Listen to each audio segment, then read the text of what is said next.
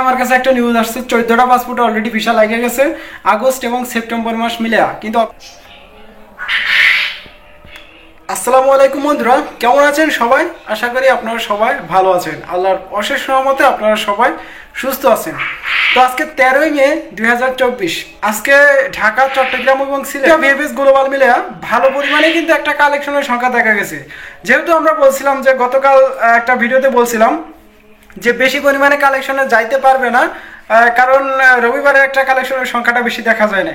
তবে তার থেকে আজকে ভালোই দেখলাম যে কালেকশন করতে গেছে আজকে প্রায়, তো সবাই যে আজকে কালেকশন করতে গেছে তেমন কোনো বিষয় না, আজকে কিন্তু জমার জন্য গেছে। আচ্ছা, এক এক করে এই তিনটা ভিএফএস গ্লোবালের সর্বশেষ আমার কাছে আসা যে নিউজটা, সেটা আমরা কিছুটা হলেও আমি আপনাদেরকে জানানোর চেষ্টা করি।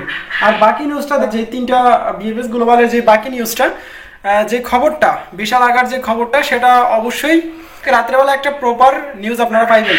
আচ্ছা, তো সর্বশেষ আমার কাছে আসা নিউজটা ছোট করে আমি আপনাদেরকে জানানোর চেষ্টা করি। তো আজকে চট্টগ্রাম ভিএফএসে প্রায় 20 থেকে 25 জনের একটা কালেকশনের সংখ্যা দেখা গেছে, ফ্যামিলি অ্যান্ড ওয়ার্ক ভিসা মিলায়া। এর ভিতরে কিছু জমার জন্য গেছে, জমার জন্য অল্প কিছু ছিল, আর বাকি যারা গেছে সবাই কালেকশন করতে গেছে। তো 11টার সময় আমার কাছে নিউজ আসছে ফ্যামিলি ভিসা চট্টগ্রাম থেকে 3টা পাসপোর্টে ভিসা লাগছে, কিন্তু ওয়ার্ক ভিসা একটাও এখনো পর্যন্ত আমার কাছে নিউজ আসে নাই যে লাগছে। অবশ্যই রাত পর্যন্ত অপেক্ষা করেন, আমরা দেখা যাক একটা গুড নিউজ দিতে পারি কিনা। তবে আমার মনে হয় না যে আজকে ওয়ার্ক ভিসা চট্টগ্রাম ভিএফএস থেকে কোনো প্রকার গুড নিউজ দিতে পারবো। আচ্ছা, যাই হোক, এই ছিল সর্বশেষ আপডেট চট্টগ্রাম ভিএফএসের। এবং আজকে সিলেট বিএফএসে প্রায় 50 জন মতো একটা কালেকশনের সংখ্যা দেখা গেছে। তবে সবাই কালেকশন করতে না, কিছু মানুষ জমার জন্য গেছে। তো কালেকশনের সংখ্যাটা টোটালে দেখা গেছে ফ্যামিলি অ্যান্ড ওয়ার্ক ভিসা মিলে 20 থেকে 25 জন, এর বেশি হইব না। তো যারা গেছে ফ্যামিলি ভিসা, সর্বশেষ আপডেট 11টার সময় একটা নিউজ পাইছি, ফ্যামিলি ভিসা টোটালে 7টা পাসপোর্টে ভিসা লাগছে চট্টগ্রাম এই সিলেট বিএফএস থেকে। এছাড়াও কোনো আপডেট পাইনি সর্বশেষ। অ্যান্ড ওয়ার্ক ভিসা সর্বশেষ আপডেট আমার কাছে যেটা আসছে সেটা হলো ওয়ার্ক ভিসা একটা পাসপোর্টও আমরা এখনো পর্যন্ত নিউজ পাইনি যে ওয়ার্ক ভিসা লাগছে। তো আজকে যারা কালেকশন করতে গেছে 24 সালের জমা, সিলেট বিএফএসে 24 সালের বেশ কিছু পাসপোর্ট কালেকশন করতে গেছে। এখন দেখা যাক তাদের পাসপোর্টে ভিসা লাগে কিনা। আচ্ছা, এবং আজকে ঢাকা বিএফএসে মোটামুটি আকারে একটা ভালো পরিমাণে কালেকশন। সর্বশেষ আমার কাছে আপডেট আসছে আজকে সকাল থেকে জমার একটা ভালো পরিমাণে একটা জমার জন্য মানুষ গেছে, প্রায় 200 থেকে 300 জন মতো হইব একটা কালেকশনের, জমার জন্য গেছে। যারা এই নতুন অ্যাপয়েন্টমেন্টগুলো পাইছে, ধরেন ইমেইলের মাধ্যমে, এবং আগে যারা বুকিং দিয়ে রাখছিল, তো সব কিছু মিলে আজকে প্রায় 200 থেকে 300 জনের একটা জমার জন্য নাফি টাওয়ার ঢাকা ভিএফএস গ্লোবালে কিন্তু দেখা গেছে।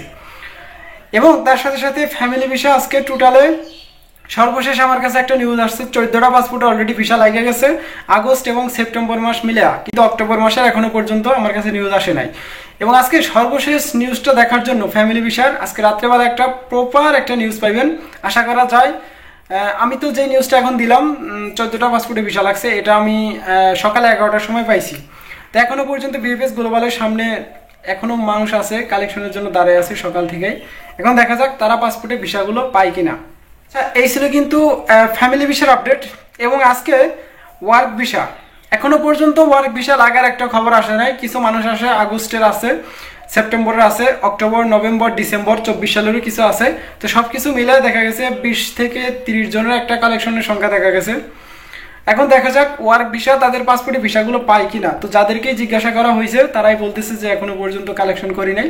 এবং 2-1 কালেকশন করে বের হয়েছে 24 সালে জমা ছিল, তারা সবাই রিজেক্ট খাইছে।